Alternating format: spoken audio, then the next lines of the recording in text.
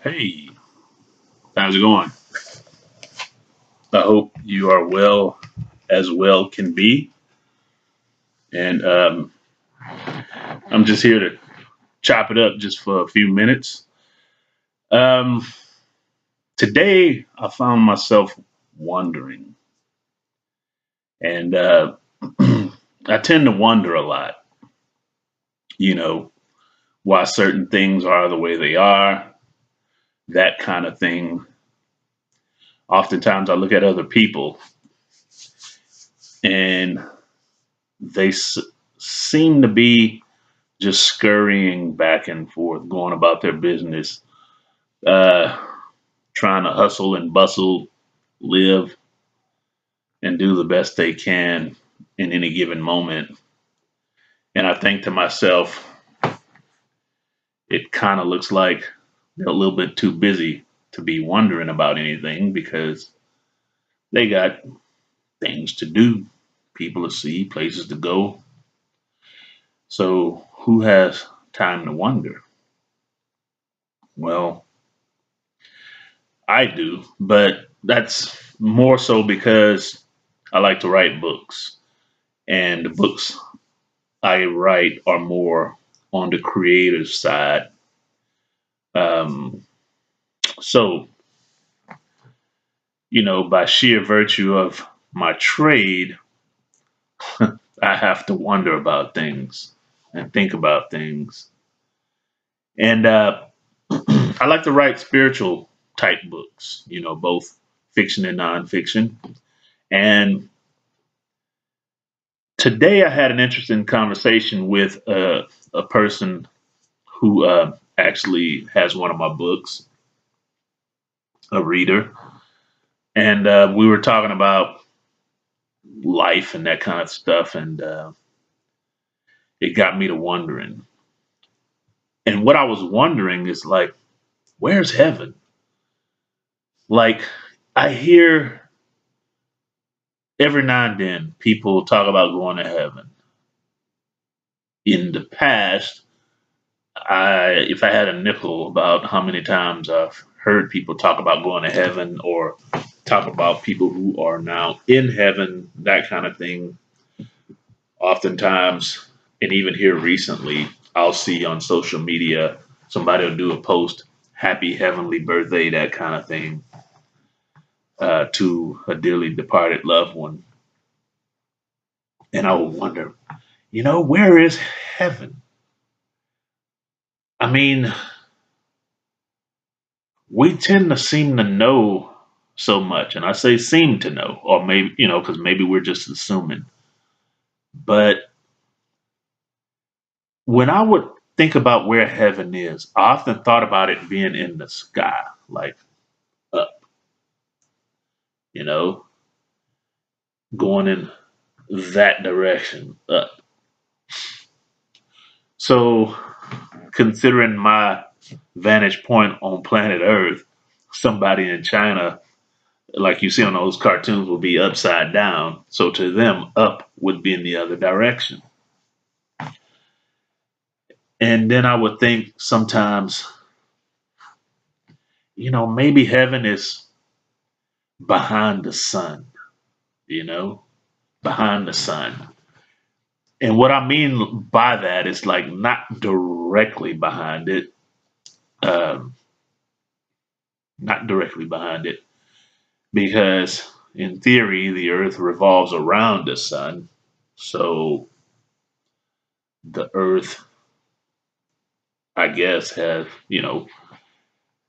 let's say if you were to be able to see the sun from every point on planet earth, if the earth goes around the sun, you've seen every point of the sun. But that's not really what I mean as far as behind the sun goes. But I'll get back to that here in a second. So I would often think, if heaven is upward, above the clouds, is it outside of the exosphere of the planet? The exosphere, as you know, is the protection It's like a dome, for lack of a better word, that keeps the harsh elements from outer space from caving in on us and taking us all out. So there's kind of like a lid. So is heaven on the other side of that lid, somewhere in space? And if it's somewhere in space, is it even in our solar system? Like, or is it outside of our solar system? Do you have to go past planet Pluto and get outside of the solar system and enter into the solar system of another star altogether? Maybe, who knows? One thing I don't wonder about is where's hell? I do not wonder about where hell is. And I'm going to tell you something about that. Um, I don't wonder about where hell is because I know where hell is. And you may find this hard to believe, but I've been to hell. I've seen it. So I know where it is. I know what it is, and I know what it's about. And I'll just leave that as that and just say I don't wonder where it is anymore. Not that I've ever wondered where it was, but I don't wonder where it is. So back to heaven. Is it possible, like being behind the sun? And there are different versions of being behind something. Like, for instance, like behind me, in back of me, you can see the background. You can see this little glass case where I have some die-cast metal, large Hot Wheel cars. One in particular is the Speed Racer Mach 5 car. It's just pretty cool. But it's behind me in this three-dimensional realm. There's another version of being behind something, and it's more so an interdimensional type of thing, not a straightway three-dimensional thing on planet Earth. For instance, you, like, let's say you go to bed at night and you have a dream. Technically, you've gone behind this reality because you've technically recoiled into your own unconscious mind, and the universe got recreated and remocked up, and you're there in a dream. So you're behind this reality as far as being interdimensional behind this reality. And that's what I mean by being behind the sun. Like, it's as if the sun itself could go to sleep and have a dream, and within that realm is where heaven is, behind the sun, or maybe in front. Like, for instance, and that would make more sense, being in front as opposed to being behind, because to go behind interdimensionally, you have to go to sleep. So that's kind of like you descend. If you want to ascend or rise, go in front interdimensionally. Um, so that would be, maybe heaven is in front of the sun in an interdimensional type of way. Kind of wild, huh? Yeah, I know. Kind of boggles the brain. But also, I would, it never fails when I would have one of these types of conversations with whoever. Oftentimes, you know, they were raised in a Christian environment. Like this gentleman here that I had a conversation with today, He wasn't raised in a Christian environment, but his wife was. But he knows all about Christianity. And it came up, and I would often wonder, well, not often, but I have wondered, and I wondered today, based upon our conversation, where's the Messiah? So it talks about the Messiah in the Bible, and he rose up. He ascended from this world after he ascended from the grave. And but where did he go? People say he's in heaven, and some people say he's coming back, depending on who you ask.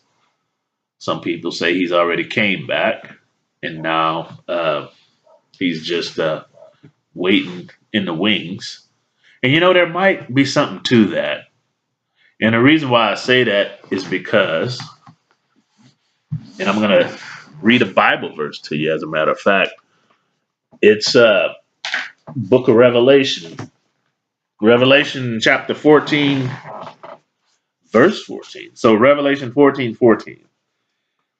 And it says, "And I looked, and behold, a white cloud, and upon the cloud one sat like unto the Son of Man, having on his head a golden crown, and in his hand a sharp sickle."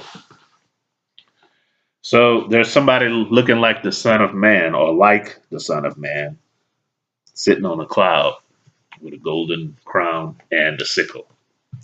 Hey, this is the King James Version of the Bible that says that. Here's something interesting. I'm going to read that same verse from another version of the Bible. And this is actually the first version of the Bible that I've ever read in its entirety. And it gave me the leeway and the curiosity to read five other different versions.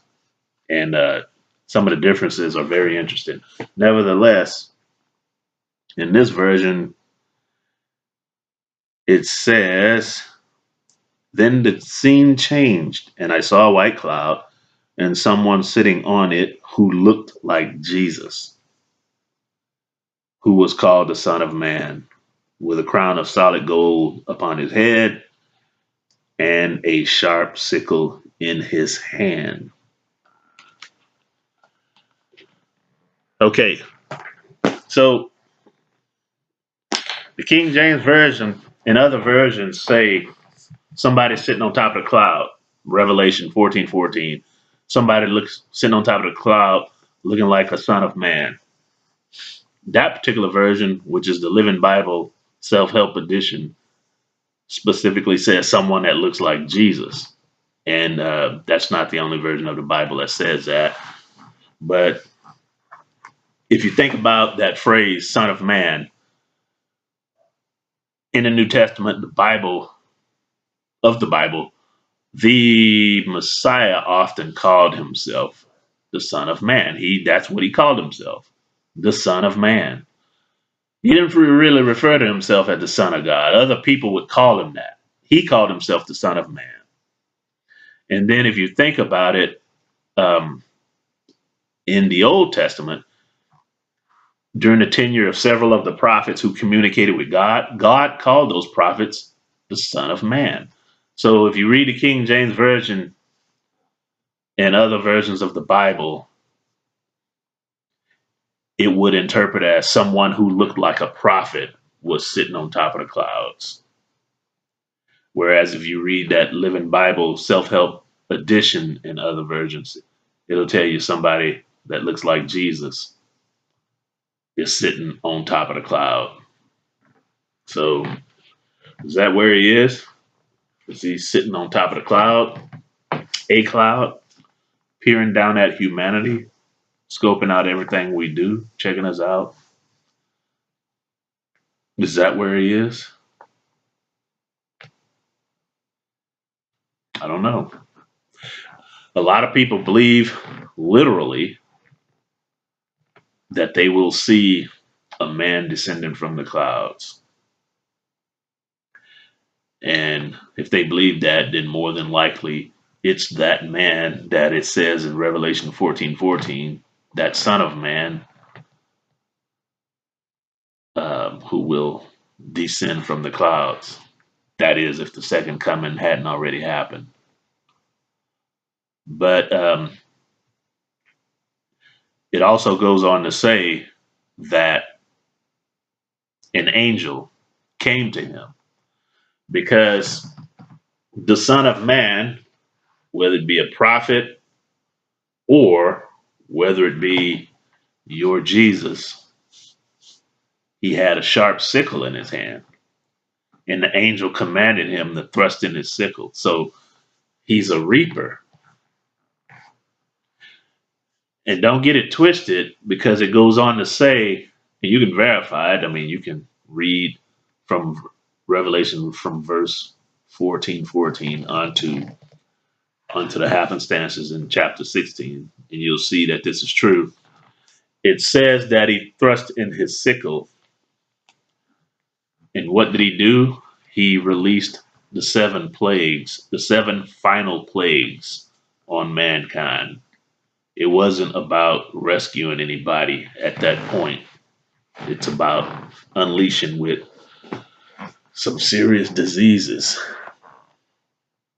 Now, you can either believe Jesus is doing that, or somebody that looks like a prophet, a being that appears as a prophet that may be doing that. But I know a lot of people shudder at the thought of Jesus releasing plagues on people. And if you read certain versions of the Bible, it'll tell you that it's him. But anyway, I don't want to get too far off the real subject. Is that where he is? Is he in the clouds? Literally? Shoot, I don't know. I'm still wondering. What about you? And again, by trade, being a book writer, I have to wonder. I mean, it's wondering that allowed for me to write my very first book, The Power of Spiritology. It's on sale at Amazon.com. Check me out if you're a reader. If you know somebody that likes to read good spiritual books, self-help books, give them one for a Christmas present. Sure, they'll be cool with that. But yeah, just some thoughts that were going through my head, um, triggered by this conversation I had earlier today with a gentleman who I do consider a pretty cool friend. But nevertheless, I hope you are well. And thanks for listening. God bless.